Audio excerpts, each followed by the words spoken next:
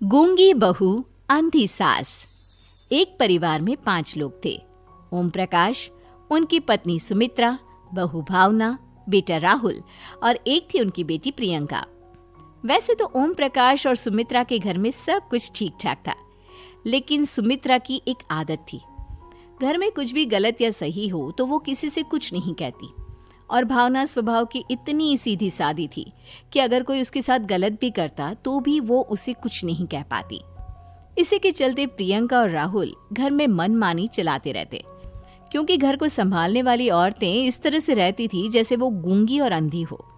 माँ, मैं अपनी सहेलियों के साथ पिकनिक पर जा रही हूँ। ठीक है बेटा, चली जाओ।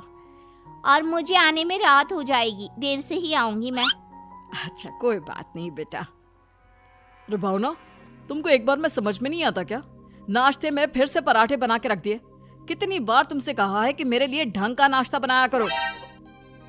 ठीक है जी, आगे से ध्यान रखूंगी। अरे ये बहू से किस तरह से बात कर रहे हो तुम राहुल?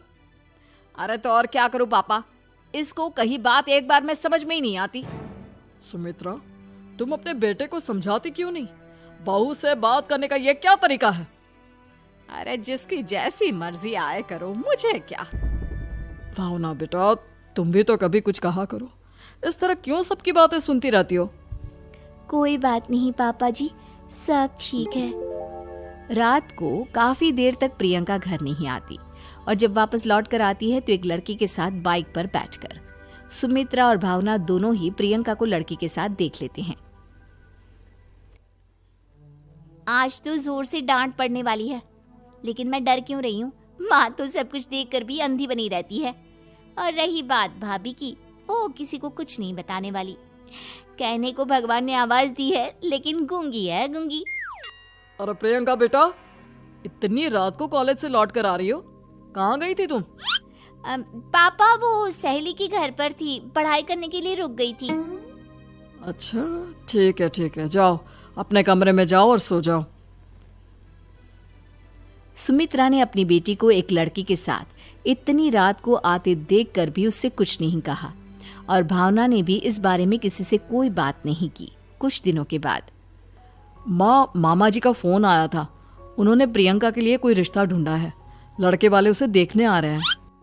अरे मुझे नहीं करनी शादी वादी, किसी लड़की को बुलाने की कोई जरूरत नहीं है। ये तुम क्या कर रही हो प्रियंका बेटा? तुम्हारी शादी की उम्र हो चली है और तुम्हारे मामा जी ने बहुत अच्छा रिश्ता बताया है। पापा, अब जिद क्यों कर रहे हैं? और आप क्यों मेरी मर्जी के खिलाफ शादी कराना चाहते हैं? अरे माँ, इसको समझाइए ना। आपकी बेटी, आप तो बस चुपचाप सब कुछ होते हुए भी देखती रहती हैं। अरे तो क्या कहूँ, और मेरे कहने से क्या हो जाएगा? वैसे भी गलत क्या हो रहा है, सब कुछ सही तो है।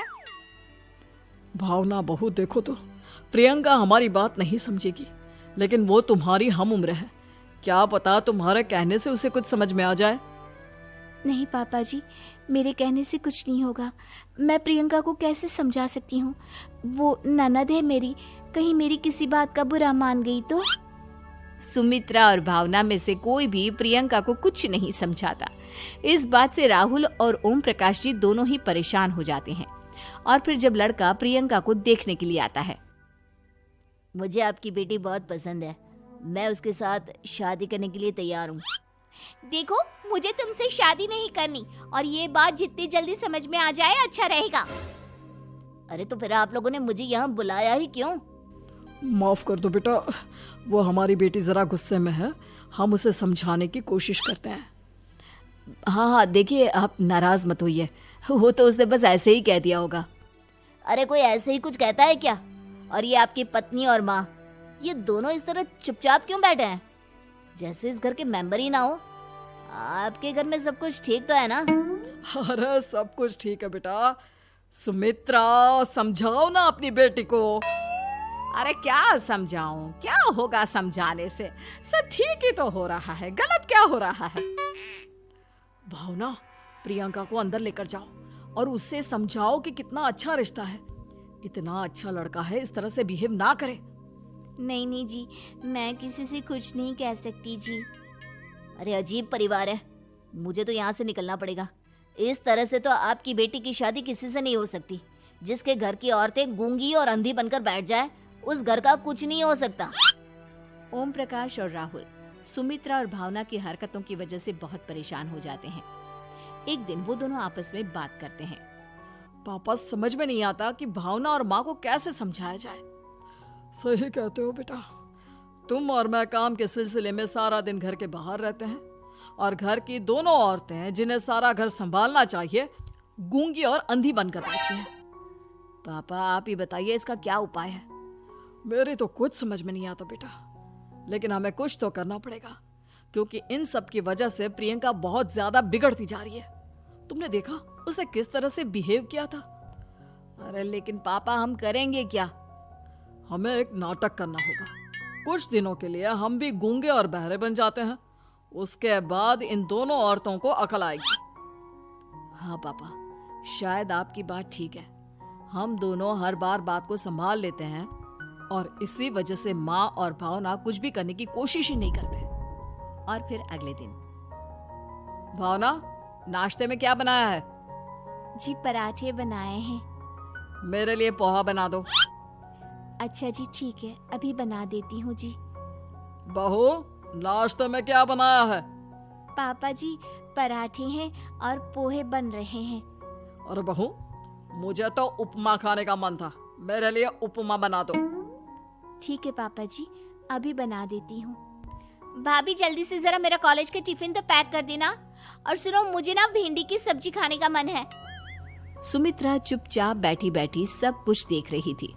उसने किसी से कुछ भी नहीं कहा और ये देखकर भावना को मन ही मन गुस्सा आ रहा था, लेकिन वो किसी से कुछ नहीं कह रही थी। उसे लग रहा था कि ओम प्रकाश जी जो हमेशा उसकी साइड लेते थे वो भी आज चुपचाप बैठे हुए थे। शाम के वक्त प्रियंका अपने बहुत सारे दोस्तों को लेकर घर आती है और उधर दूसरी तरफ से राहुल भी अपने ऑफिस के दोस्तों को लेकर घर आ जाता है। प्रियंका अपने कमरे में तेज म्यूजिक चलाकर डांस करती है और राहुल अपने दोस्तों के साथ बैठकर जोर जोर से हंस रहा था। प्रियंका और राहुल मिलकर पूरे घर को अस्त व्यस्त कर देते हैं, लेकिन भावना उनसे कोई शिकायत नहीं करती और सुमित्रा जी भी चुपचाप बैठी रहती है। लेकिन भावना और सुमित्रा के अंदर का गुस्सा धीरे धीरे बढ़ रहा था। फिर रात को ओम प्रकाश और राहुल एक दूसरे से बातें करते हैं। पापा, हमने इतना कुछ किया फिर भी भावना कुछ बोलती ही नहीं और माँ भी कुछ गलत करने से किसी को रोकती ही नहीं। तुम चिंता मत करो बेटा, इन दोनों के अंदर का गुस्सा भर रहा है और बहुत जल्दी बाहर आने वाला है। अगले दिन, अरे बहू, ये कपड़े धुले हैं या गंदे हैं? पापा जी कपड़े तो मैंने धोकर ही आपकी अलमारी में रखे थे। मुझे तो साफ नहीं लग रहे, एक बार और धो देना। प्रियंका, मैं सोच रहा था कि तुम्हें उस लड़के से शादी नहीं करनी है ना, मत करो। एक काम करो, वैसे भी क्या रखा है शादी वादी में, तुम्हें जो लड़का पसंद है उसके साथ जाकर कोर्ट मैरिज कर लो। इस बार ओम प्रकाश और राहुल की बात सुनकर भावना और सुमित्रा के अंदर का गुस्सा जाग उठता है। मैं किसी से कुछ कहती नहीं जी, इसका मतलब ये है कि आप लोग मुझे परेशान करते ही रहेंगे। कल 4 बार मुझसे नाश्ता बनवाया, आज पापा जी मुझसे धुले हुए कपड़ों को बार बार धुलवा रहे हैं। अरे मैं इंसान हूँ जी, कोई मशीन नहीं हूँ। तुम दोनों ने मिलकर इस घर की कैसी हालत बना दी है और अपनी बहन को भागकर शादी करने के लिए कह रहे हो। तुम भाई हो या दुश्मन? ओम प्रकाश और राहुल जोर जोर से हंसने लगते हैं। अरे इसमें हंसने की क्या बात है?